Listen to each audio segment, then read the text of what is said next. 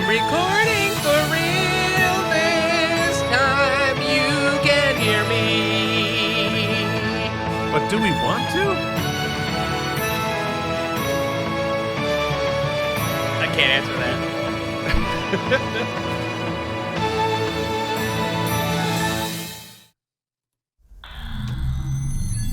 What's up, everybody? Welcome back to Deep Space Nine. I know Keith and Mike watch Deep Space Nine. This is only the second time we've had to do this. I think last episode we had to go through 4 different starts, so I'm really excited. I apologize for the redo, Keith. I'm a vidget. I believe in us. I believe we can do this, and we have quite the episode to discuss today. It's going to be it's a legendary episode of Star Trek Deep Space Nine. We are talking, of course, about Move Along Home. We have made many references to it thus far on the show, but we have not been able to explain to Mike what do we mean with the AlamarEmmys and moving along home. But now we are finally going to talk about it. I'm super psyched. Mike, how you doing? I'm doing all right, Keith. You had set me up saying this is one of the worst, if not the worst episodes, but then you qualified and said not the worst, but still pretty bad. And so I went to watch it last night with zero energy, but I powered my way through, and I got some good chuckles. There's a scene in there we'll talk about when we get there that reminds me of, I think, Nightmare on Elm Street 2? You know the one with the little girl? One, two, Freddy's coming for you. Honey, there's a cat in here. Yeah, no, totally. Yeah. CEO Jen made a cameo in the episode that's never going to be aired. That's right. Probably for the best for everyone. Best for everyone. And a great. There's some disappointments. Because I've seen the AlamarEmmys bumper, I thought I was going to get all kinds of scene chewing from one of our guest stars, and yet that kind of disappointed me because it wasn't as scene chewy as I had hoped. There's a lot of. I can't wait to talk about it, Keith, because. I've loved every episode thus far, and I think it's about time we had to take one to the tool shed. So, the tool shed, the wood shed. Take it to the tool shed. Find a crescent wrench, and So wait, let's officially announce what episode we're talking about. Oh yeah, we are talking about Move Along Home. So there it is. It's going to be fun. So I'm really curious out there in the internets, in the interethers, what other people think about this episode, because I've seen on the Facebook groups and various, messaging places that there are some folks who will defend Move Along Home and defend me not turning off my work phone. While we're doing this. So if you have an opinion on this show, please leave it below, leave a comment below, and while you're there, give us a like, give us a subscribe. It makes a big difference to us. It really helps us get this show out to more people, which is what we would really like to do. That would be very, very helpful to us. Mike, tell the folks how else they could be helpful to us. Well, Keith, a lot of time, even though it doesn't seem like it, we spend a lot of time on these things, and you can help us offset that time and cost by joining our Patreon. It's patreon.com/K&M. All kinds of goodies there for all different tiers. You can we do an AMA once a month, which we got to film that, buddy.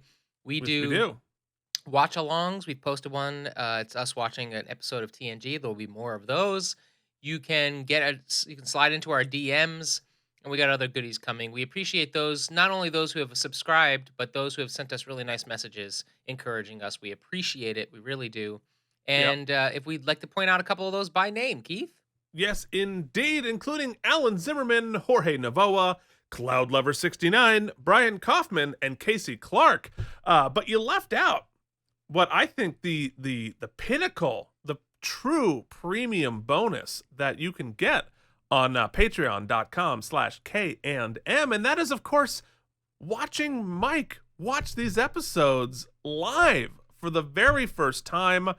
You can see Mike's reactions in real time, and sometimes he'll throw that episode into our Dropbox before he's finished it, and giving Keith access to audio just of him. And without the episode audio, that can be perhaps exploited for I was going to say good or evil, or just evil or evil. Mm-hmm. So stick around for that later. You definitely want that. All right, so let's talk a little bit more about the world of this episode, which aired on Sunday, March 14th, the year 1993. We were sitting in a blizzard, which I'll tell you about later, but we were listening to a certain hit song called Informer by Snow. Mike, can you give us just a little touch of Informer? Informer, you want to finish it very well. I want your boom boom now. That was offensive, but not really as offensive as the actual thing, which I watched the video that's exactly for that. how it sounded. It 100% sounded like that, and I didn't remember it at all. And then I watched the video, and I was like, "Oh no, oh no!" I haven't watched the video. That's Check that out. Indeed. So if you were like, I don't know how that's gonna hold up in 2022, let me just head to the movie theaters and see CB4 starring Chris Rock, which is I don't particularly remember that movie, but I'll tell you what I do remember, Mike. And that is the New York Times headline, "The storm paralyzes the East Coast, 33 killed." This was the blizzard of 93, which I remember very well. Up in Vermont, we got a heck of a lot of snow. I think almost 40 inches, which of course sounds like a lot because it is a lot, but it's not nearly as much as you get when it was drifting, because it was a full-on nor'easter. So we had incredible winds going on. So you had drifts of snow that were 7-8 feet tall. We looked out the window that morning and had no cars. All of our cars had disappeared entirely under the snow. So that was a big dig out in the blizzard of 93. Do you remember the blizzard of 93, Mike? I do. We had a great day of sledding and getting bumps and bruises because there was so much ice on each little blade of grass. But it was fun as always. Loved a day off from school. Can't beat it. And although I guess we should send our love and prayers to those who actually lost their lives. I think what they said, 34 people died. 33, yeah, at least at that point. And that blizzard continued for a couple of days. So yeah, we were out of school for almost about half a week, which is a really big deal in Vermont. Yeah, for Vermont, yeah. Because we deal with snow all the time. You get a foot of snow, nobody cares. That was a heck of a lot. All right, so luckily that left us time to lie down in the basement and watch Move Along Home, because we're so excited. You know what? It's Deep Space Nine. We just watched Dax. We watched some amazing episodes. We're so excited, and then we get Move Along Home. So, but we had no choice. We only had 3 channels, and it was a blizzard. And so this episode was directed by David Carson. And this was his 3rd episode of the season, after 2 of the, I think, strongest episodes of the entire show so far, Emissary, the pilot, and Dax. Mm-hmm. And it was had a story by Michael Piller with a teleplay by Frederick Rappaport, who did 2 episodes of Deep Space Nine, Lisa Rich, who did 2 of Deep Space Nine and 1 of Next Gen, and Janine Kerrigan Fauci, who also... No relation to the Good Doctor, I'm sure. Who knows? Possibly. Who worked with Lisa Rich on those 3 episodes. So now I think it's time. Everything we've talked about has been so important and substantive and hard-hitting. So let's do something trivial in a little segment we call... Now Keith, waste your time with Trivial Trivia. Well, I gave away this little piece of trivia last week, and that is this episode. Move Along Home is ranked as the 8th worst episode of all of Trek of all time, at least as of the 50th anniversary of the show. So not a particularly well-liked episode of Trek. So I'm curious. I can't wait to find out what Mike thinks about this episode. Yeah, okay, so it's ranked badly, but it did get an Emmy nomination for Hairstyle by Candace Neal. Apparently, those, the hair, the amazing hair that you see in the AlamarEmmys bumper is Emmy nominated. From a production standpoint, things were a little complicated in the Trek verse because they were filming a crossover episode on The Next Generation at the same time as they were filming this. If you remember, Birthright Part 1 features Alexander Siddig coming on as Dr. Bashir. It was going to be Terry Farrell. But because Terry was so featured on this episode, it had to be replaced by Alexander Siddig. You know who normally is featured on this show is my co-host, Mike Indeglio. I'm working on it. He has winked out of existence. Mike, what shap are you on? Shap. Oh, where are my chopsticks? Shap. Click, click, click, click. Where are my breadsticks I'm going to knock together? All right, so this episode, interestingly, I think there's a lot of missed opportunities in this episode. And one of them was this was originally going to be set in an exterior setting. So the game was going to take place on sort of a Martian-like exterior, and then we're going to come across a little horror village sort of a deal, which I think sounds way more interesting and way cooler, but they ran out of money to do it, and so they had to make a lot of compromises from a budgetary standpoint.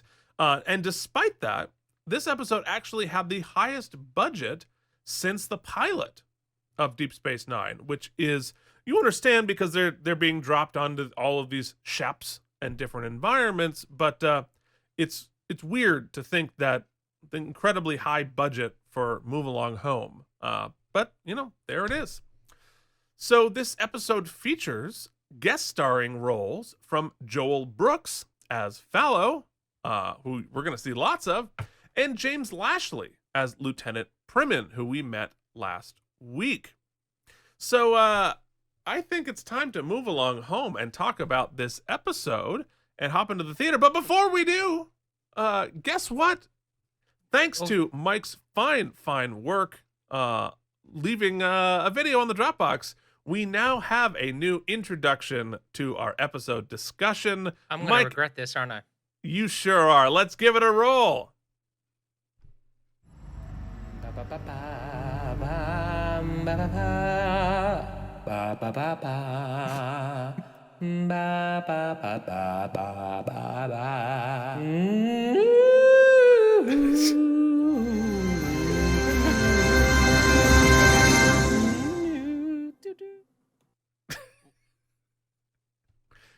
Yeah. I don't know what to say. Well, you say you're welcome. You're the star of a new transition. Yeah, I guess that's what I'm saying.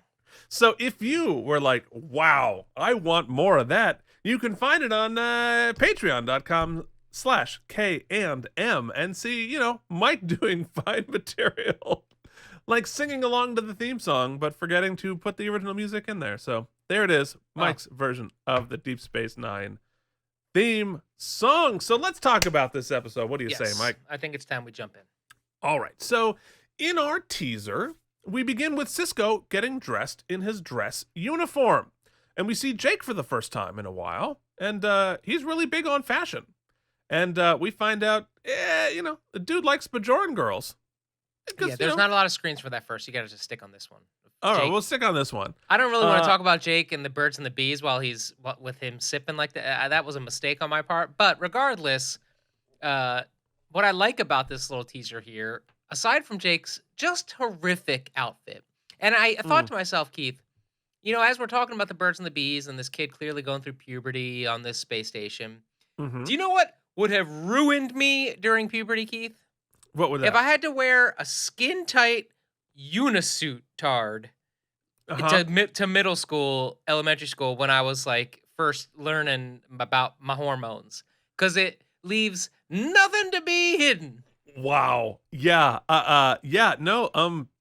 As awkward as an observation as that is, remembering when I was first noticing the Bajoran girls getting off the shuttle, That would have been a problem, folks. Yeah. That okay, we have another episode of Deep Space Nine After Dark, but yeah, now that would be a an issue. But they did have a great father-son interaction.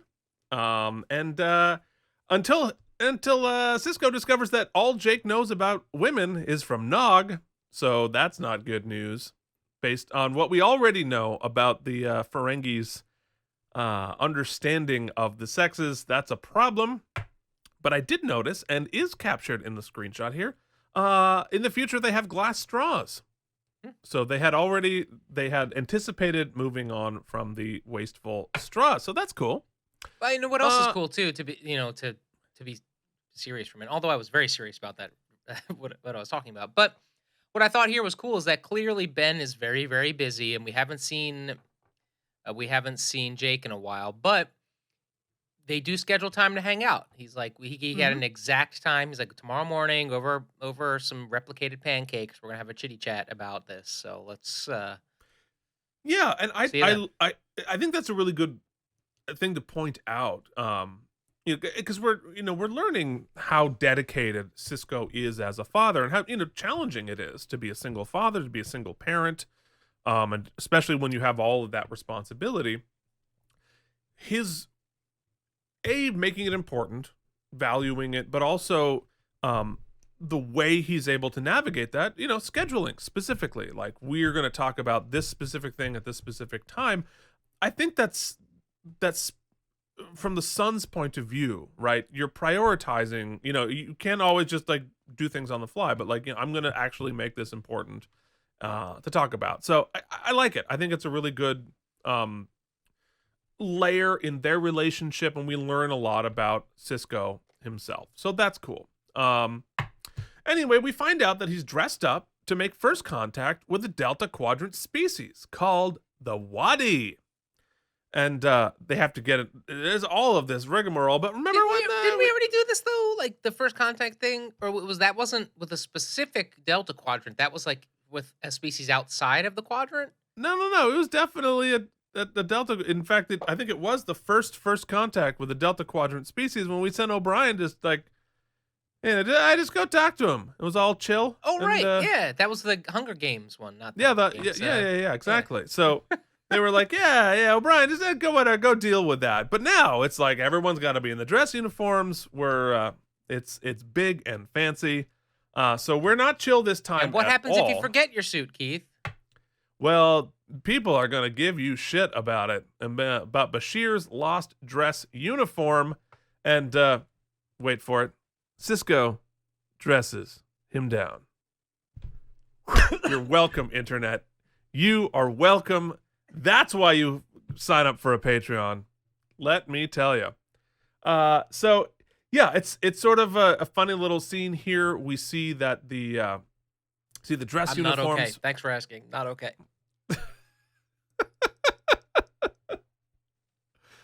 But my pun literally killed Mike. But we do see here the dress uniforms are the Next Generation era dress uniforms, which I think, I forget what show we mentioned it on, but the Next Generation changed their dress uniforms every 2 episodes early in the season, because they started as literal dresses and they sort of hiked it up about 6 inches until it became a tunic, and then it became a shirt. When they finally arrived on it, they're like, we are not messing with that on Deep Space Nine. We're just going to borrow them from the other show and not have to have new dress uniforms. But guess what? The Wadis show up, and here's our first look at Fallow. And they're not interested in all of the rigmarole of first contact. They just want to get to the games. Yeah, they want to hurry up and get to Quarks.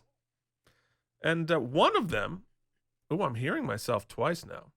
That's one not of me, them. Man. No? Nope. Oh, that's weird. Sure is. Sure is. So we meet them, and one of them is absolutely enormous for some reason.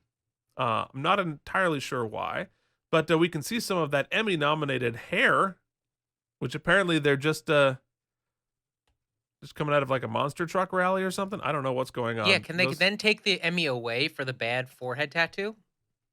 The forehead tattoos are a very big deal.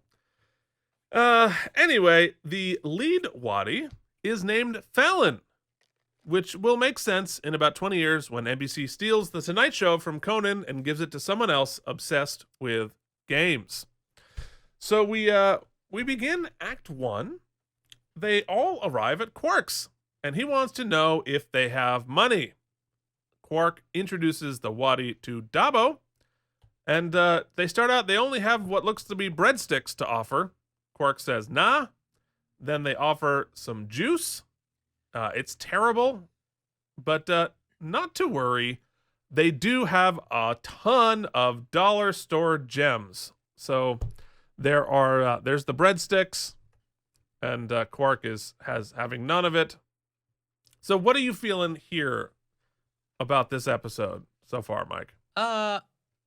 Yeah, I thought this made sense. Obviously, it's going to entice Quark. What I found to be the bizarre here was how little of a shit all of a sudden Ben gives, right? Right. He's like, yeah, obviously they've been gambling. They hit us over the head with like a blunt force trauma hammer to let us know how long they've been there.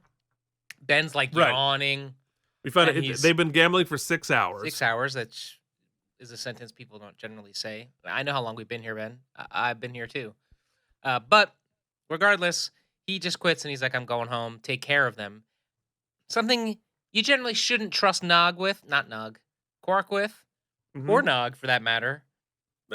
But Ben does, because Ben was like, it's so important. We need our suits. Everybody, I'm going to get mad at you if you forget your suit, but I'm not seeing it through. So peace. Well, I mean, look, his objective is to make a positive first contact. And, it's like having house guests, right? Or having like your boss over. And turns out all your boss wants to do is play Xbox when you really wanted to talk about the TPS reports. You just got to roll with it. You got to play Xbox. Yeah, you got to let that is a scenario that never happened, but okay. I've played Xbox with my boss. But anyway, yeah, I mean, I get it. I mean, he kind of just has to let the dignitaries do what they want. But I think for me at this point in the episode, I'm wondering, where are the stakes? Right? There aren't any stakes in this episode yet. We're going to get to them and we'll debate whether or not they're ever found any. Well, one thing I can tell you that, aside from that's missing, that will reap consequences later in the episode as well, is at no point in this game playing do we get any sort of sense, when we see Quark play or Quark deal with other people, we get sort of an idea of the fundamental sort of priority system of where things lie in his priority scale. We don't really get that here from the Wadi, right? We don't learn that fairness in our gaming is very important, or they don't drop any breadcrumbs as to what's important to them. So when things start to progress, we don't know where we stand. We'll get there. We'll get there. No, but I think that's part of the part of this episode. What is about not understanding what's going on or why, and that's intentional. But I think it ended up working against them. Yes, we will talk about that a lot. Yeah, like they were trying to have stakes come out of not knowing what the heck is going on. But you have to give us a little bit, otherwise then it's just word salad. It becomes babble. But for Quark here, there are stakes because the Wadis are cleaning him out. And we learn that the weirdo in charge really, really, really likes gambling. So Quark, being Quark, he calls in another dealer and cheats. So no surprise there. He's really enjoying his gambling. No explanation as to why one of them was so giant, other than it's a weird little sight gag. Also, something they never explain here, which I was actually questioning at this moment. Oh my God, I'm still choking. Mike, don't choke your way through the episode. I was wondering, okay, well, did they slow play in the beginning? Like, did they lose a couple hands just to get him, and then they started winning? Were they cheating in order to get him to cheat in order to then play their game? Or were they just legit good from the beginning? Like, there was definitely something between them being really bad at Dabo and then being really good at it, like, because nobody just wins constantly, right? That's not gambling. No casino setup that can get cleaned out like that. It's sort of like a roulette thing where you're most likely going to lose eventually. So, it's tough to say, like, is it a game of skill? Is it not? I don't know. Well, because we don't know whether they're being honest up front, which then, what's the word? Obfuscates why they're so pissed at Quark. Did they want him to cheat so that they could do their game, or was it a consequence because he cheated? It's hard to know. Yeah, I don't know. I also don't even get the sense that they care about winning. They just like the game. Like, is their objective? Yeah, clearly, because the end of the episode, they don't give two shits. So, right. Like, nor were there any stakes. Okay, we'll get there. We never knew what the Wadi wanted. Like, did they want to make money? They just like games, right? But like, are they trying to sell the game? Are they trying to teach us something? Are they trying to win anything? I don't know. There's no like, blah, blah, blah. Games. Where were we? Back in his quarters, Sisko finds out that Jake has not gone to bed yet.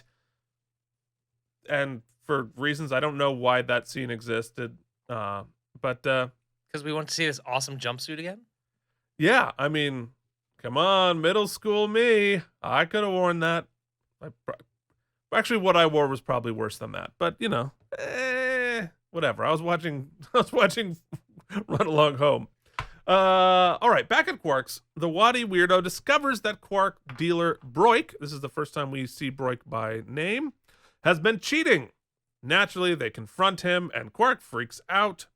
So now, the Wadi introduce Quark to their own game, which pops out of a box with magic. It's called Chula, and we don't learn the roles or what's happening. So they force Quark to play this game, I guess, and they start in the second shap, but we don't know what that means.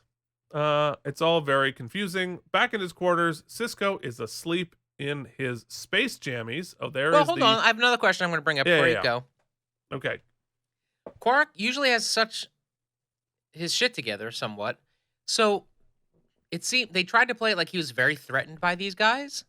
Right. But once again, we made such a big deal in the beginning about how this is their first contact with them. So you imagine there'd be some sort of security detail or like a camera somewhere. Like, why is he so threatened by them that he's forced into this Ender's Game situation? Couldn't he have just been like, I didn't cheat, you're all kicked out, peace? It's like, right. Yeah, we know Quark feels bad because he got caught cheating, but like, it's Quark. How many times has he cheated? How many times has he been caught cheating? Keith, you tell me, how intimidating is this?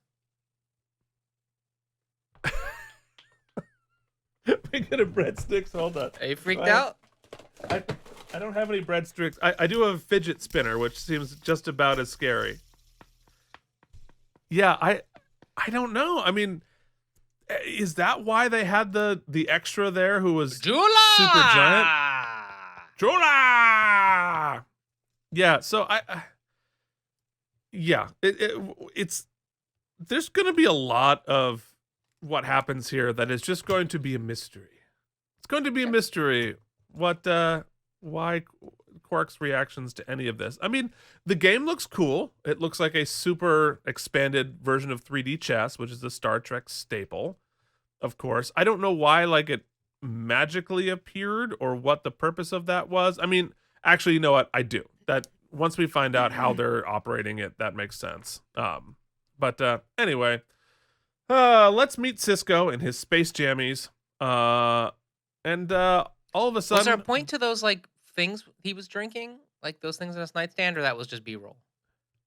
I don't know if there was a point. I mean, maybe that's his unisom, or maybe I thought for a minute that's how they got him into the game, or oh, yeah, because I don't even think I noticed. The screenshot here is great because this is all sort of set dressing details that I didn't really notice. What does he have there? He's got a box.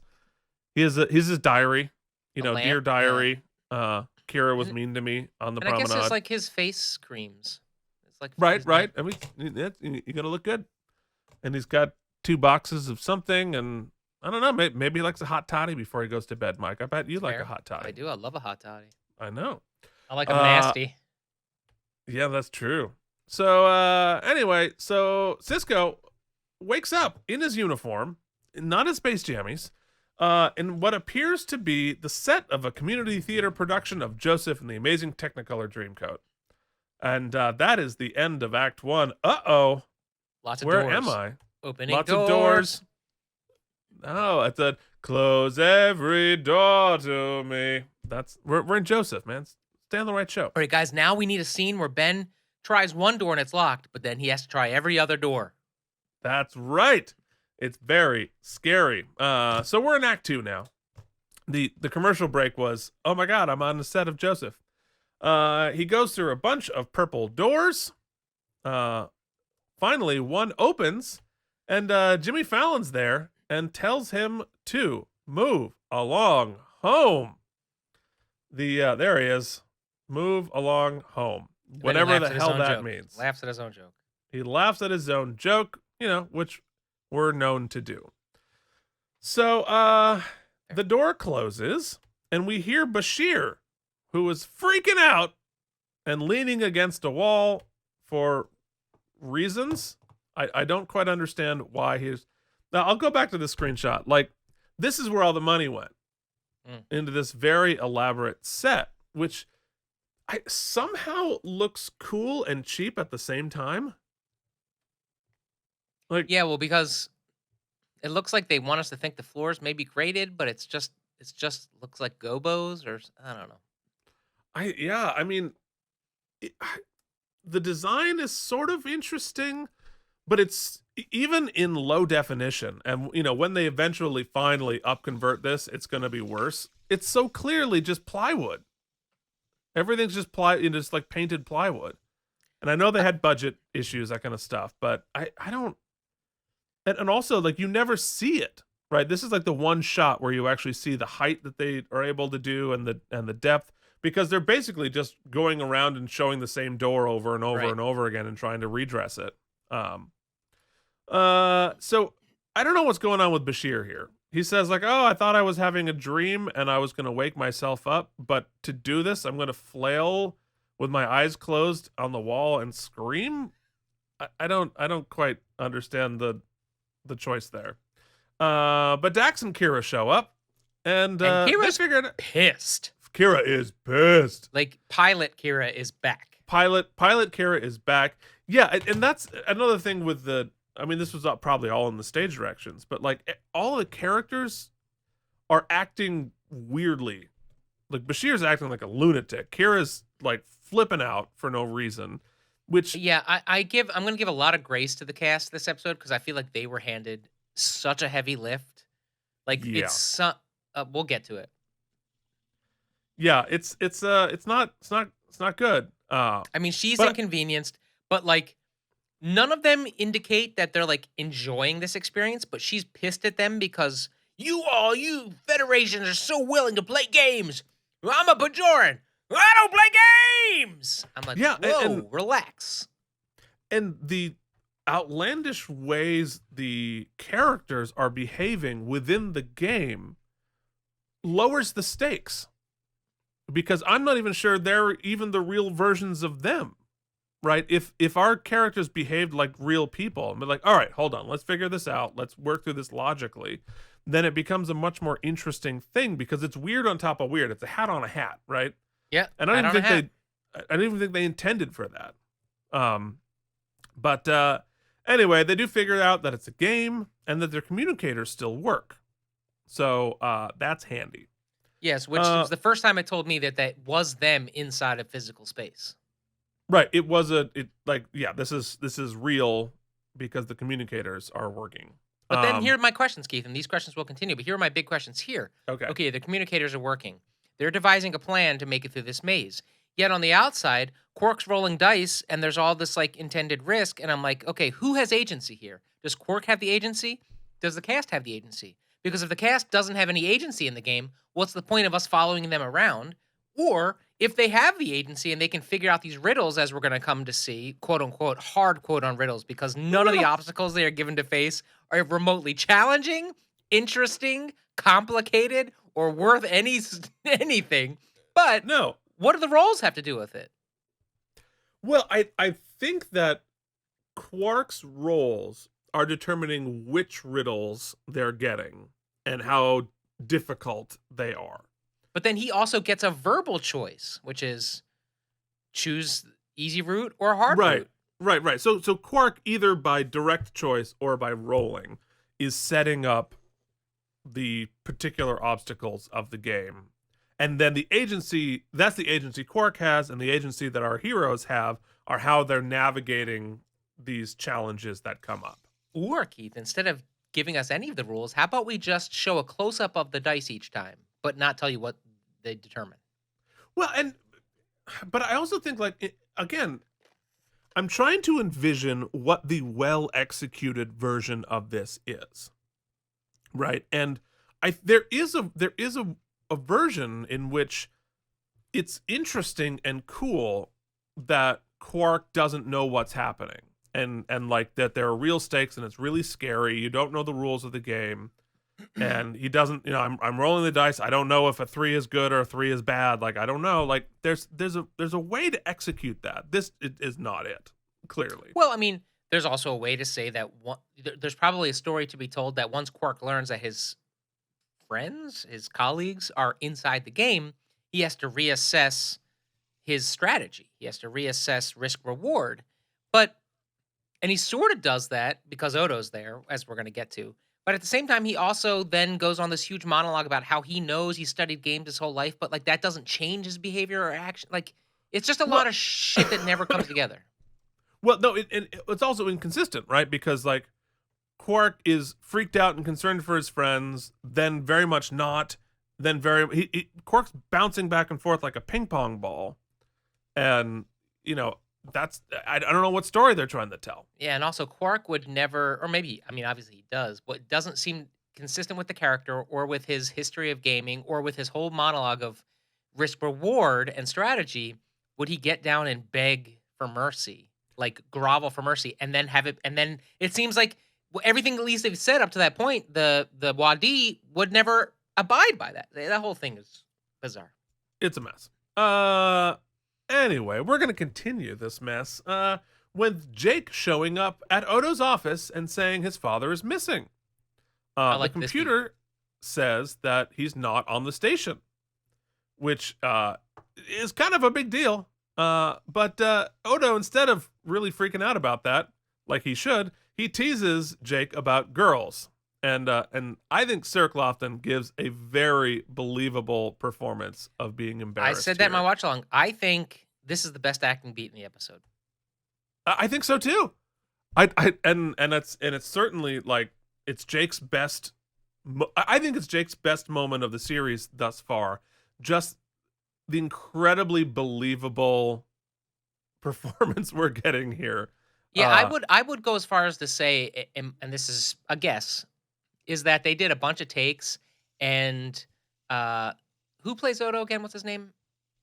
Oh, Renee. Renee gave him some stuff. Like, Renee clearly was ribbing him through and gave something him some stuff, different. yeah, to get him this feels like a real 14-year-old boy's reaction. Yeah. Anyway, I thought it was really funny, and I certainly like identified with it, both as being about his age when this show aired, but also just, you know, being perpetually 13 inside.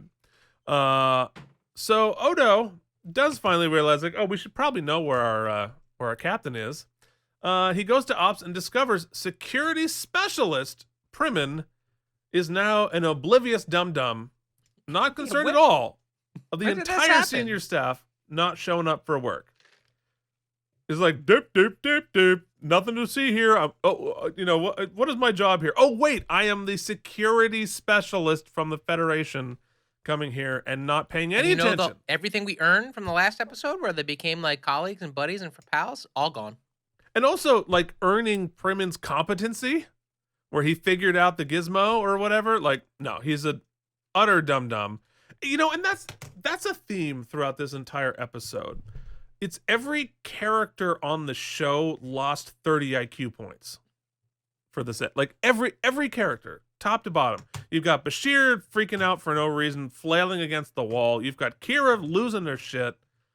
You got Primin, you've got it's Odo, funny because you've got they Quark. gave themselves so many. There are so many opportunities to write in a reason for that. I mean, they could have even like, oh, the smoke. They've got some access to the chemicals or some shit. But then when they retcon it and be like, oh, it's all being done by this huge tractor beam. Well, then okay, so it's not any of the magic. It's not fumes. It's not this. They don't take any outs that they're given. Well, right. No, I mean, like they could be put them with like a hallucinatory drug or something like that. But really, it's just the episode's just not well thought out. So, and and I say this as a writer, right?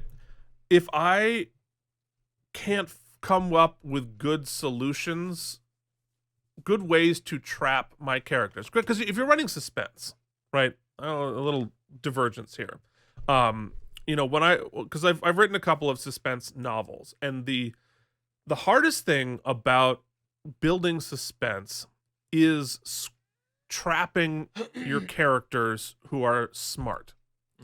It's really hard to trap a smart character that you allow to be smart and then sort of force them into a situation where they have to have clever, smart solutions to their problems.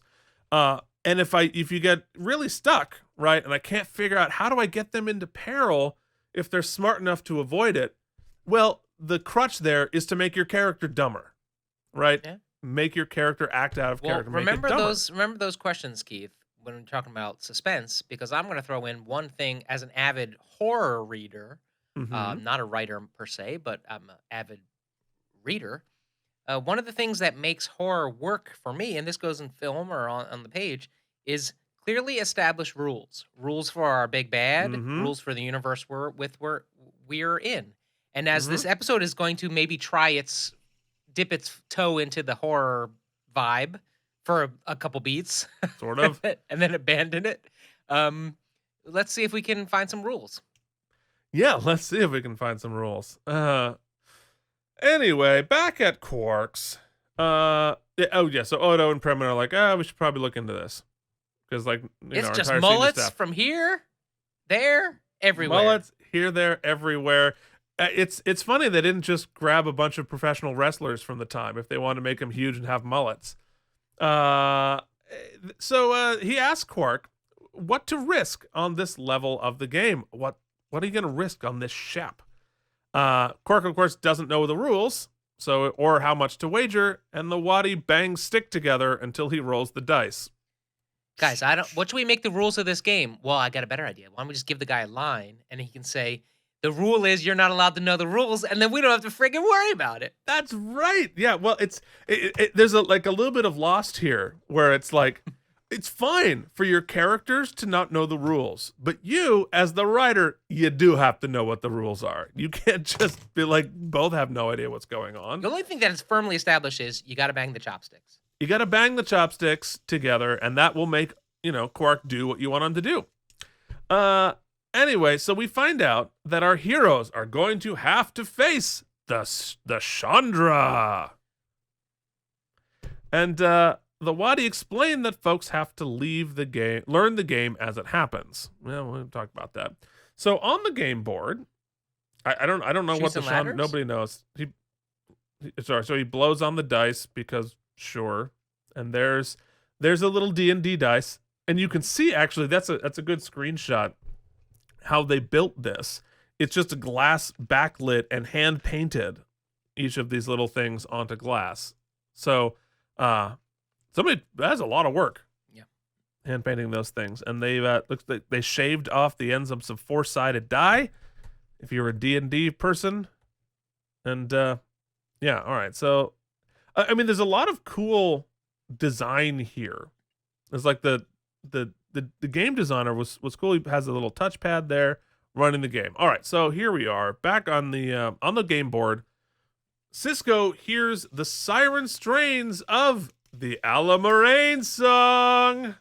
Here we go, and finds this is my favorite worst part of this episode. Yeah, it's eerie. It's eerie. You hear the girl through the the door. We don't know what her whole thing is. Oh, is she gonna be a monster? Mm-hmm. And but no, it's really just Allamaraine, count to four, Allamaraine. Oh, it'd kill me. But Keith, how will some of the most advanced minds in the galaxy possibly riddle through that they have to play hopscotch? Yeah. And say a rhyme, or they get zapped. It's really tough. Yeah. So you have to play hopscotch while singing the theme to the AlamarEmmys. Or wait till you get. You're like 3, maybe 4 screenshots from my favorite screenshot I've ever taken. Before you get zapped. Whoa! That's Bashir getting his ass kicked. Oh, not Bashir. Yeah. Who was that? It's Kira. Okay. Kira gets zapped. Now she's really pissed.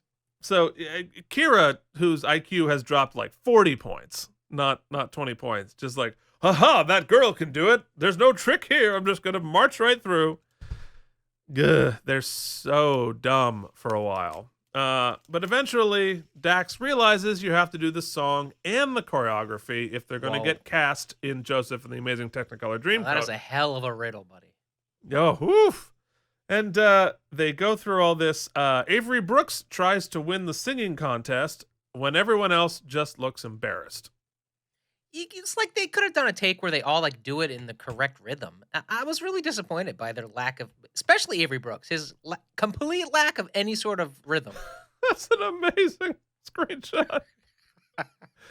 And Avery Brooks is like a real musician. Yeah, I don't know. Like he's a very good jazz maybe musician. Maybe it was 80 yard. They might have. And he has a beautiful singing voice. But I think I don't know what was going on. Why do Allamaraine? Why did it in this weird like sing song voice? Everyone else is like, I'm not doing a song. I'm not singing this. No way. Oh, they're like, oh yeah, you are. Yeah, we're paid well, but somebody did it real like militant. I think it was Dax. Yeah, Dax was like Allamaraine, and then Kira was like, "Fuck this, Allamaraine." Keep do your Dax Allamaraine again. That was great. Allamaraine, count to 4. Oh, broke my mic. And then Avery Brooks was like, Allamaraine, count to 4. It was not good. It was very eggy for everybody. I felt bad. I felt bad for the cast in this scene. Yeah. But the girl announces they've reached the 3rd shap. Woohoo! And Quark wins some gems. So, again, as we go into Act 3, what are the stakes here? Or the rules? It's also weird. Because Quark still doesn't know they're in there. So or that they're in any peril. Right. So, once again, like in this part of the game, all he knows, the other guy just goes, huzzah, 3rd chap. And Quark's like, oh, I won something. But like, what took place out here? Do they see what's happening on the game? How does anybody know what's happening inside the game? How is Quark up? There's no what's happening. That's a really good observation. I hadn't even thought about that. Like from Quark's and Jimmy Fallon's perspective, nothing moves. It just seems like the monitor. DM, like if Jimmy Fallon's the DM, it just seems like he's arbitrarily picking. He's just announcing what happens. Yeah. No, it's totally it's totally D&D. And so Jimmy Fallon's like, yeah, this happened. And they're like, hurrah! And we'd have no indication whatsoever. That's a good observation. So anyway, so our buddy tells Quark to pick the easy or hard path. Quark doesn't know he's playing with everyone's life and now wants to buy the game because apparently it's fun. Odo then announces that 4 officers are missing. Quark picks it. Now all of a sudden, Quark's IQ jumps by 30 points, and he's able to intuit that there are 4 officers missing to immediately know, there's 4 things here. Dialogue right before Odo comes in with this pressing information about his players, his 4 players, and what the 4 got. Like, there's a whole thing about it that happens like seconds before Odo comes in. So it's no, but all right. So hold on. That's fair. Let's break this down. All right. So here I have 4 D&D dice right here. Mike, these are your 4 players. Okay. Oh, by the way, your family's missing. So these 4 players here, like, you're gonna, that's my family? You know that? Well, if it was a television show and I'm an alien species and these guys just beamed aboard and like magicaled a board up together, I mean, it's not, we're in a fantastical place. It's not like we're just in my like little rest community here. I'm telling you, Quark, like a beautiful minded that shit. I have no idea how we knew that. All right, well, wait till we get to the drinking puzzle. That's gonna take some real brains. So 2 things happen. Quark figures it out, and for some reason Quark cares all of a sudden. Oh yeah, so these are the 4 pieces. He's like, oh yeah, no, that's definitely Cisco. I can tell. Anyway, Quark takes the safer path. Uncharacteristically, he cares a great deal now. So our 4 heroes are wandering around, and Dax figures out they're in a game trying to get home. They're supposed to run along home, Mike. Got it. Supposed to run along home. That's the objective. So here's where they enter a room filled with Waddy partying. And instead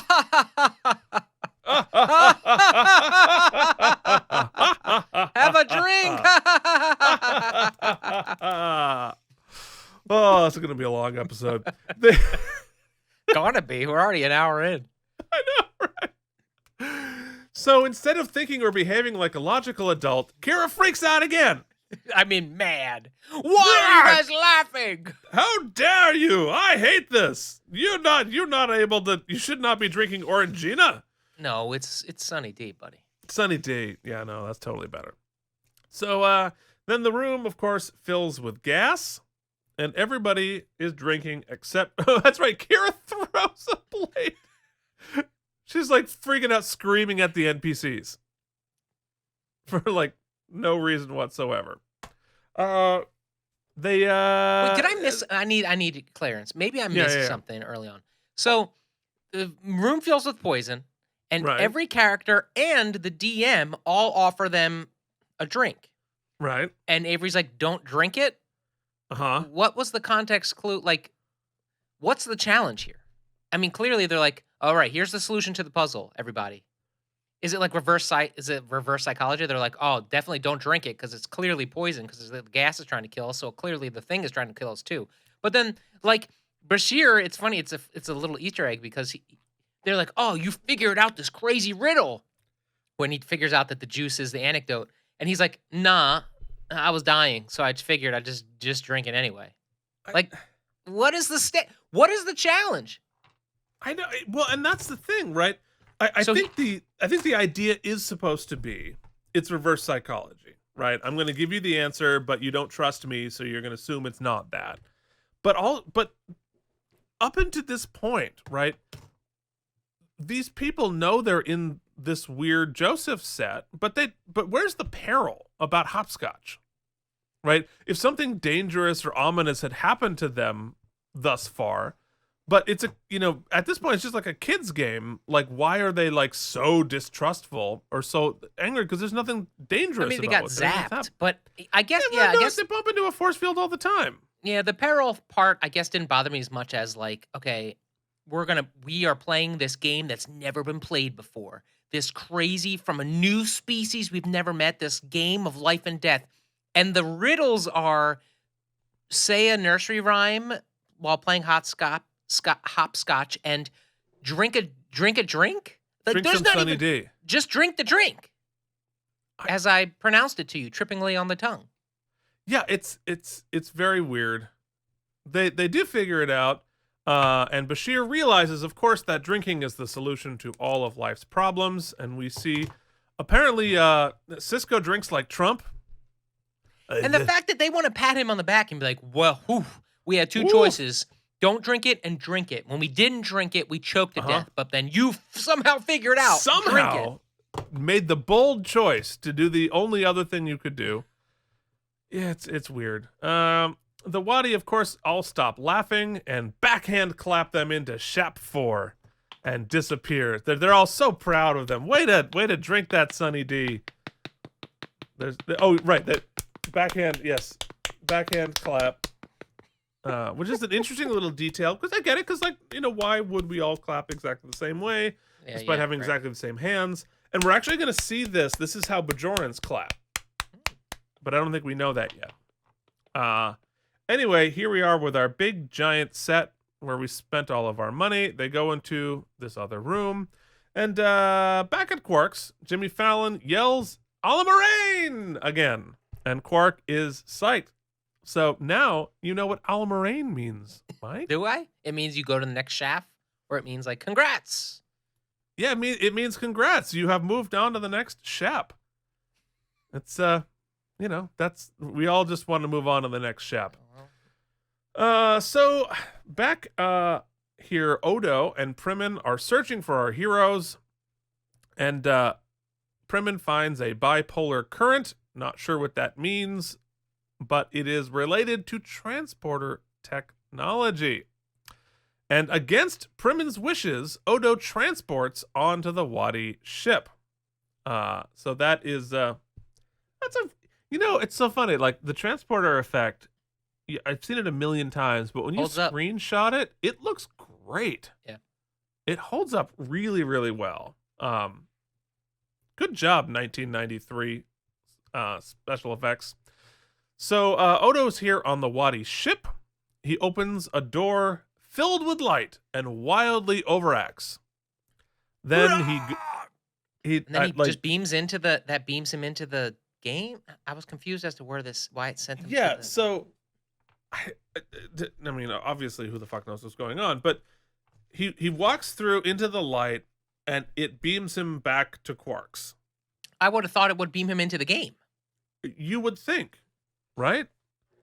That would make more sense, but I don't. Because then that would give them a way to get out of the game instead of just like randomly winning because.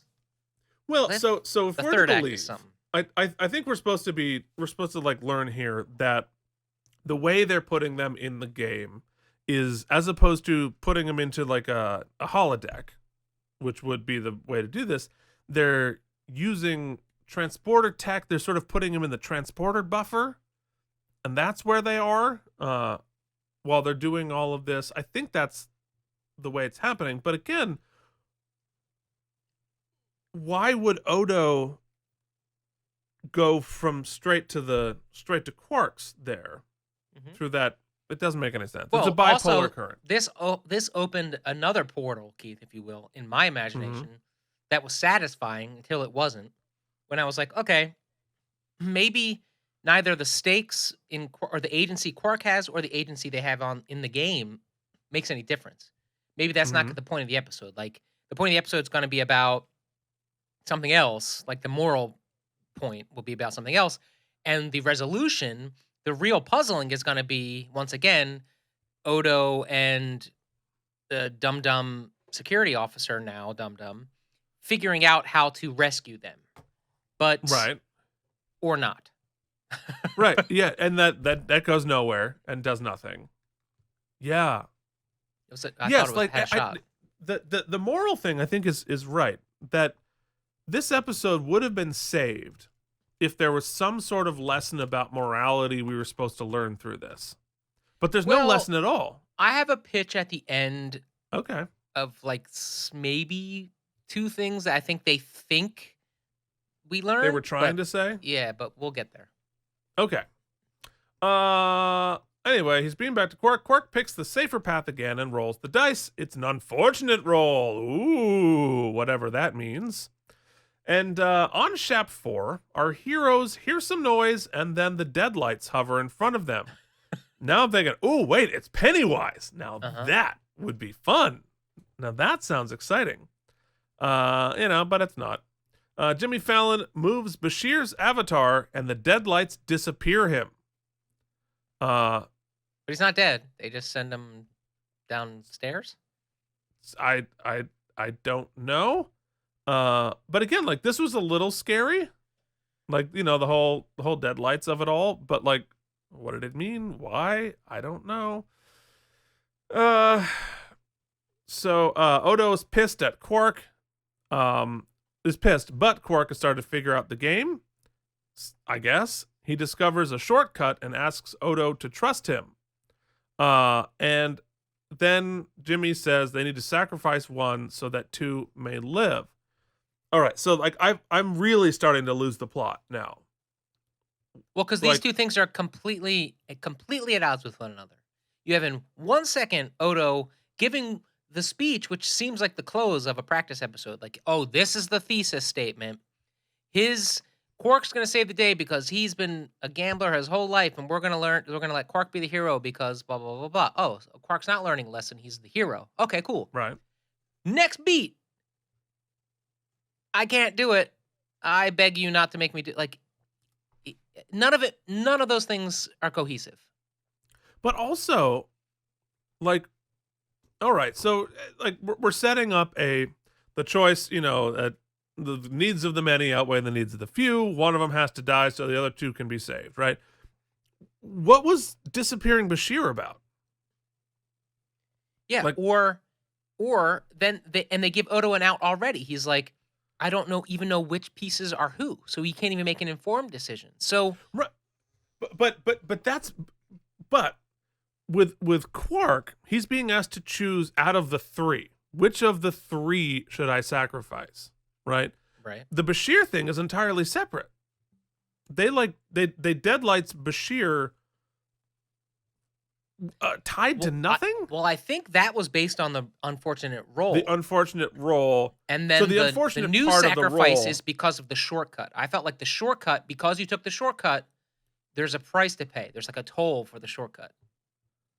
I see. Because they said higher chance for reward, but a higher risk. So the risk is you lose somebody. I don't fucking know. I think we're just like inventing rules. We are trying so hard to make this make sense. Anyway, at the beginning of Act 5, Quark has to choose. I want to go back and watch the episode, even though there's no rules, because if you watch Jimmy Fallon the whole time, he does play it pretty straight. He's never like, because I'm like, what are his motivations? Like you said in the beginning, is he taking delight in it? Is he looking like he's penalizing Odo? Is he an evil person? Is he having any fun? Because he doesn't look like he's having fun either. It's all bizarre.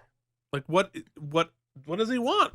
What is the purpose of all of this? Yeah, that's all a good question. So Quark has to choose one. Blow on him. Of the three, or they're all sacrificed. And of course, he starts to freak out, and asks not to have to kill anyone. And it's a lot. It's a lot. It's really a lot. I don't. And then he goes completely under the table at one point. Like he falls below the shot. Yeah.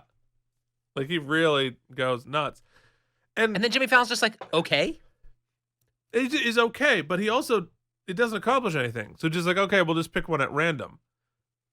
Which is what Quark would have done anyway. Exactly. Because he didn't know who they were. I literally have that written down. He didn't know it was random anyway. So that whole freak out and the whole begging and like all of that accomplished nothing. Well, once again, Mike saw a possible rescue that didn't come. Because like I said, if you go back and watch the scene, Quark literally goes below the camera sight line. And so I'm like, oh, he's crawling under the table. He's putting on a performance to cheat or to like do some sort of thing. But nope, not that. Yeah, well, that would have made sense. That would have been an interesting thing to do. Nope. Well, and it's important, and we'll talk more about this. The reason I'm doing the mental gymnastics is because up until this point, we're 9 episodes in, the plots have been very well thought through, like immaculate. And so I'm like, this has to be, I'm missing something. Right. Yes, totally. Like there's got to be something here I'm not getting. No. Okay, so back on the Joseph set, we hear Bashir calling and saying he's found a way home.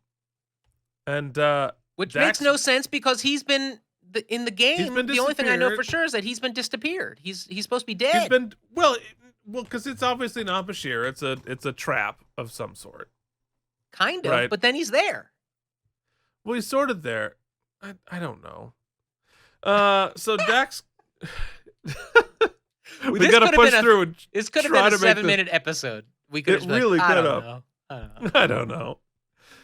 Dax goes into a dark cave for some reason and gets her leg caught. and there are a bunch of earthquakes happening, and Bashir tells them to go into the light. Never go into the light. We know this. And it turns out it's not Bashir at all. It's Jimmy Fallon acting even weirder. Do not pass go. Go directly to Shap 6. Sure. I thought that would have been a good thing, though. I guess. I don't know. They pick up Dax and continue into the cave. Into what is the longest unnecessary sequence.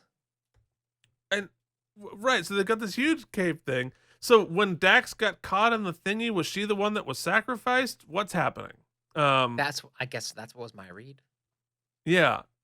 So they arrive at a chasm, and I guess this is when they have to choose one. So Dax says, "Leave me behind, because I can't jump over this chasm," and apparently the other ones can. And after a bunch of false drama about who's going to leave who behind, because how do they even know on the other side of the chasm is where they're supposed to go? Right. And also, this is where we learn that Dax is cutthroat, because Dax is like, "Oh, I'd let you die. No question, you'd be dead." And Ben's like, "Thank God I'm not a heartless bastard like you." And you're like, "Oh, this is friendship?" And then they go. Well, and just like, again, so much false drama in this, right? Okay. One, we don't know that hopping the chasm is where they need to go to, right? We also we don't know that if you die in the game, you're really dead. Right. So you don't know if there's actually any peril. You don't know if that's where you're trying to get to. You don't even know if we're supposed to be in the caves at all. And then when they have all of this drama and Dax is like, "I would kill you," and all of that, they just like, "Oh, let's just go this other way." Right? Yeah, but then there's a weird camera shot. Once again, they like, I think maybe I got a screenshot of it. Like Avery Brooks sees like this, like, "Oh, there's some yellow paint on this cavern." And right here. I'm like, "Oh, that's some sort of visual indicator of something, like a hidden shortcut or something." Nope. It was just a close-up of a yellow thing of paint. Well, it's not paint, it's sand. Like, that's what's supposed to be on top of the rocks, I guess? Oh, I don't know. But I thought it meant something. Then I was like, "Oh, no, they're just going the other way." No, it's just dirt. It's just dirt. And they just go a different That's where way. I quit, Keith. That's where I was like, I don't know what's happening. I can't figure this out for them. And so we have this long extended climbing scene. Yeah. And then she almost falls. Which involves just so many grunting and climbing noises. It was a lot. And then they all fall off a cliff. And for some win! reason.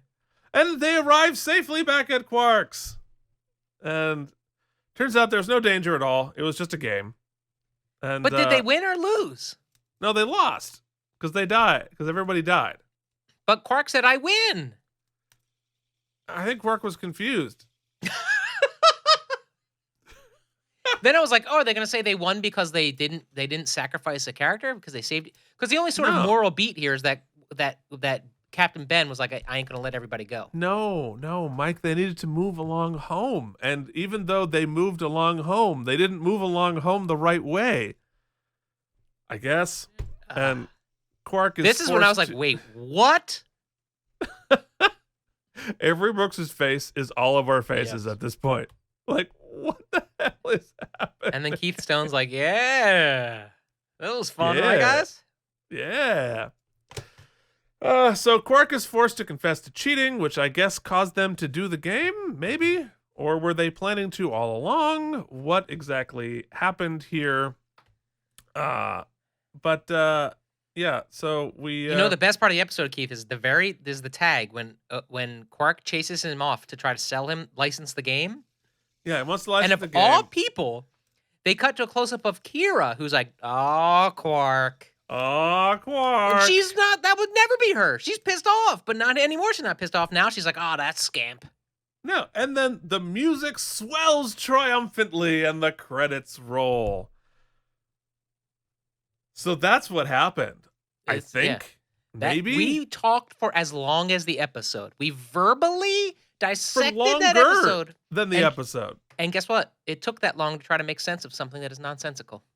I have no better idea of what the hell just happened after I've seen this episode like 5 times and now we've talked. I don't know, but you know what I do know? I think it's time for Mike's quiz. What do you say? Let's do it. Let's do it. Here we go. And now it's time for Mike Indeglio's Star Trek Vocabulary Quiz. Oh, this one's gonna be fun. Mike, tell us, what is a shap? Keith, it's not what happens to your lips in a cold Vermont winter. No, no, no. What it is a level, a dimensional level of the game board of Shala. Whatever. Game's called. Wait, what the hell is it actually called? Jumba? What? Wait, I have it written down. They faced the Chandra. Okay. Apparently, like Chandra rhymes is like one of the Chula. Okay. Guess Chula. what? All right, close enough. Shala's not that bad. Shala, you know. All right, your next question is I've got more. Oh God, that's much louder. That's gonna happen every week. It sure is. Your next vocab question is, what is the wadi? The wadi, Keith, is definitely not it. Though, first of all, the wadi is that free cash we get from all of our Patreons. No. It is a species of game-loving, mullet-wearing scene chewers. One of which is a professional wrestler. Okay. Good job. That is 2 for 2, sort of. Affirmative. All right. You know what it's time for, and now you understand what it means. Sort of.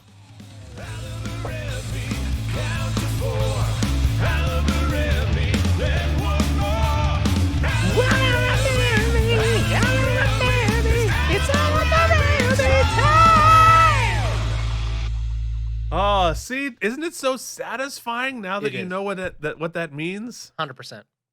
Yeah. So, there we go. This one will be a fun one because it's time to discuss. Mike, did you find any wormholes in the plot? Well, there's so many, Keith, to enumerate. So I'm going to try to boil it down. 1, absolutely insane to base an entire episode around a board game and not establish any of the rules. Any of them. Absolutely insane. Number 2. I don't know if it's a wormhole, but no, that encapsulates my biggest problem, which is the lack of any sort of like smarts necessary to like win the game. Because a good example. No, I'll get to that in the conversation. My biggest wormhole is there's no rules to the game.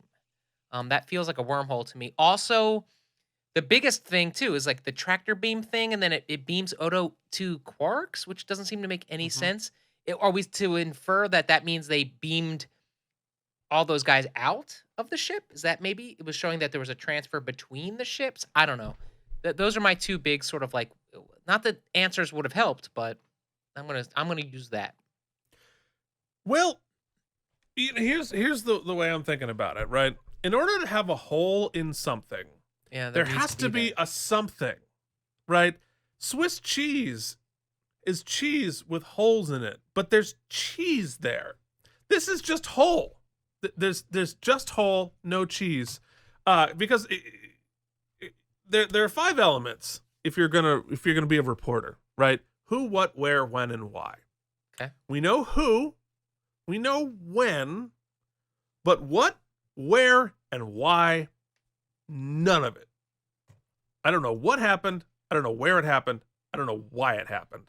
Yeah, and you juxtapose it with the last time we met a new species, right? And we did First Contact. The whole reason that plot, aside from the emotional beats, which were great, right? The thing that made that work so well is how well they established the rules of the game we were playing. We were playing a game in that as well. And very quickly, they had to establish a very complicated backstory and set of rules. And the stakes. And the stakes. And it had to be, not only do you have to explain all of it, because there's a lot going on there, but it had to make enough sense for the decisions that Tosk was making to make sense, right? To be like, oh, I'm going to continue playing this game. I'm going to sacrifice myself because it had to be so airtight. All right. We don't have time. There's no more time to talk about the wormholes in the plot. Let's talk about our best moment. Mike, what was your favorite moment? I really think my favorite moment, well, there were some funny moments too. I thought that every moment Kira was reacting, when she threw that food down, made me pee myself. I was just like, what is happening? Poor cast. We'll talk about that. Yeah. But I think the moment with Odo and Jake is my favorite scene. Yeah. Ridiculously, but it felt very grounded. It felt very realistic. It felt well acted. For all the shit I hear about Kid Jake, I thought he was excellent in this episode. Yeah, and Sarek's performance was really the whole thing. The whole thing was reading Sarek's face. Yeah, no, I agree with you. Like, I think you know what? I'm gonna give it to Jake. Period. Because I think inclusive of that moment was the opening scene with him and Cisco and the sort of father-son dynamic there. And I'll talk about it when we get to the stem bolts, because like those are the only moments that had anything to do with the characters. I mean, Quark was Quark in this episode, but everybody else was just like insert character A, B, C, D. And so that's the only thing that actually felt like people.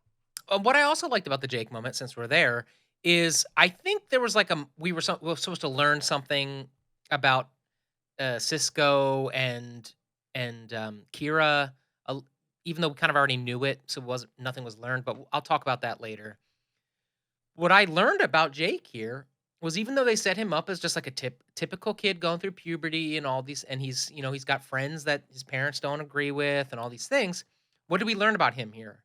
He showed up for his date with his dad to have a conversation that was going to be uncomfortable.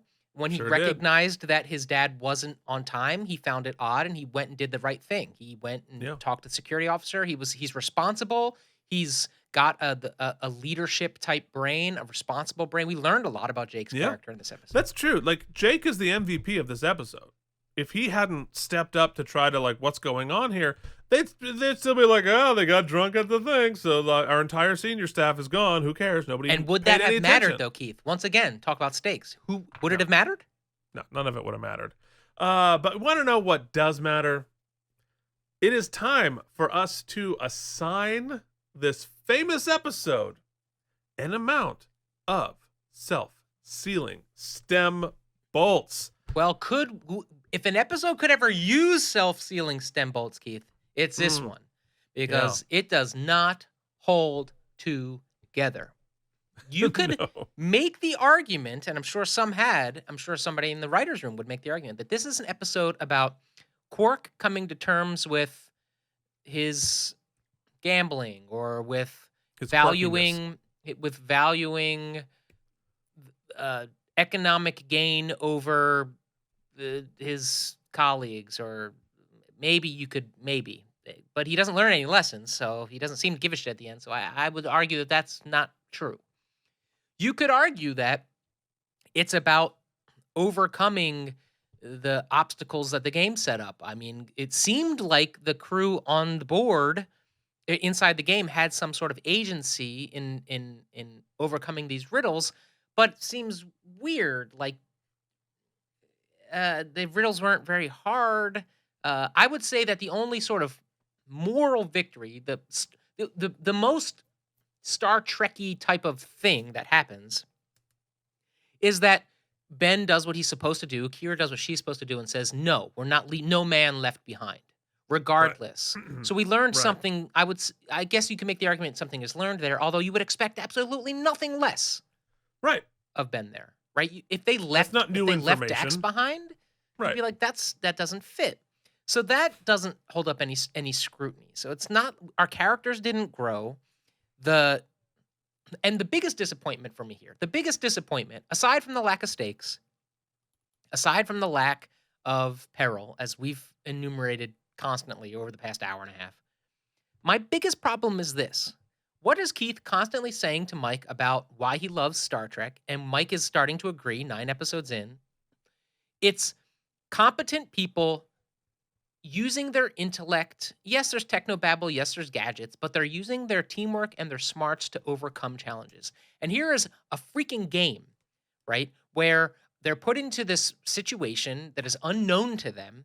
And I'm thinking, oh, this is going to be great because we're going to put our minds together and we're going to solve these challenges. Keith, ne'er has a D&D campaign been so stupid. Like, oh, fire the DM.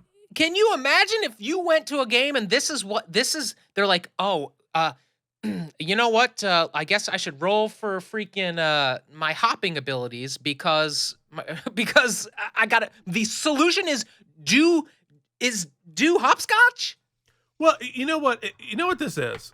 I think D&D is perfect, right? Have you ever, like, because like you really like some like cousin or nephew or whatever, like, allowed yourself to be DM'd by a 5-year-old? Yeah, right? Right. They just keep changing the rules. It doesn't make any sense. There's no thought behind it. It's all just sort of like random things and like silly jokes, and it's fun because you're supporting your 5-year-old or whatever. But like as an adult, like yeah. Well, anyway, continue. So not only does it just like make them look, them solving these, and what's worse than them solving these idiotically simple challenges is that it's written such that they think they act as if they've overcome some great Right. Rumpelstiltskin riddle. Right. And you're like, what? So what ends up happening is, and then you add the action sequence at the end, they just look so eggy. It's so eggy. It's really eggy. That you can't escape it. I mean, everything goes to shit. And so you've got the main antagonist, scene chewy. They look kind of dumb and ridiculous. And then you've got the main protagonist acting sort of dumb and ridiculous. And then so what are you left with? Dumb and ridiculous, juxtaposed to 8 really solid episodes of competence. And so you're just like, let's get the hell out of here. And that's kind of what the end of the episode does. They're sort of like, okay, that scamp, we're out. No one moves forward. There's no growth. It's not even, the other thing I would say is, even at least in the Q episode, we got fun and games and like funny sequences. It was funny. That are supposed to be tongue in cheek. Not so much here. Keith, the performances weren't even that good because they were set up to fail. Yeah. Right? With the exception of Jake, they all looked, the acting was bad because they were asked to act realistically in completely unrealistic situations. I can't give it more than 3. Oh, it's 100. And 28 self-sealing stem bolts. Wow. Yeah. Only because the sets were nice and colorful and some good painting was done. Yeah. No, I think I think all of that is exactly right. I mean, it's an episode that doesn't have a purpose. Right? Because, you talk about like what I like about Star Trek is competent people's problem solving. Well, yes, it's that, and it is an exploration of a moral question, of a like, what is the moral, what is the ethical thing to do, and so much of this series is about working through that, trying to exploring ethics, exploring morality, exploring right and wrong, exploring why, and there's none of that here. So there's no character development, there's no moral quandary, there's no stakes. We don't know whether it's not scary, it's not funny, it doesn't have any point. It has absolutely nothing to say. And it's disappointing because you can think about it, right? There is a version of this episode which is great. Right? If you pitch me the idea, this alien species comes in and they have these wildly advanced game systems that put people in real peril and we don't really know what's going on. Okay, that's a great place to start. Let's figure out, well, what do we want to say? What is the moral of that story? What is the obstacle of that story? How do our characters grow from this? And it's just, this happened a couple of times where they just sort of like did the elevator pitch and forgot to actually write an episode. And so for all of the expense and effort, everybody comes out looking bad. And there's a really good episode based on this concept, but this is just and it's an ambitious concept, right? And sometimes when you have an ambitious concept, that's really where you fall on you're flat on your face. And it really happened here. I felt bad for the actors. I felt bad for sort of everybody in this, because it's not good. It's not good. And I don't need to keep dunking on it because it is what it is. I think you're right. I think you're right in the pocket there with the, I'm going to give it 21 self-sealing stem bolts. Do you know what the best part of the episode is, Keith? What's that? It's that somewhere out there, some screenwriter was watching this in 1993, and 2 years later, greenlit and wrote the spec for Jumanji. Right, and that's a good one. Just Jumanji, yeah. It's like it's space Jumanji. That's 100%. That would have been right, and they fixed it. They got it right. Well, next week, I'm pretty excited to see what Mike thinks about this because it's the Negus. It's so many things. I'm just gonna. It's inconceivable, but we are going to Keith, just thumbs up or thumbs down. Is it better? Oh, it is unquestionably better. Okay. But it is another let's say polarizing? Strong flavor. It's a strong flavor. But it's gonna, it's gonna hit you at first and be like, "Ooh, this is terrible." But then it improves with age, I think. The more you drink, it's like wine. The more you drink of it, the less the flavor taste. It matters. So going to be very interesting to talk about the Negus. So thank you so much for listening to us struggle through Move Along Home. I'm super curious what for me too. Your thoughts are. I'm sure maybe we missed it, Keith. Maybe someone down below will tell us why it's great. For sure. I mean, maybe we missed a ton. But I'm actually genuinely curious what you think about this episode. What did we miss? What did we misunderstand? Because it's memorable. It's a very memorable episode of Deep Space Nine. And so if you would like to, if you thought all of this was great, I want some more, Mike, tell them how they can get more. Patreon.com/K&M, all kinds of goodies. We really appreciate your support. If you cannot, do not sweat it. Just give us a like and maybe a subscribe down below. Even better than that, tell a friend. We're trying to get those subs up because the algorithm hates us. Outside of that, Keith, it's always a pleasure spending a little bit of time with you, and I look forward to next week. Until then. All right, folks. Time to move along home. Thanks for watching. Thank you for watching K&M Entertainment. If you enjoyed our particular brand of nonsense, please like and subscribe. Or become one of our patrons at patreon.com/KNM.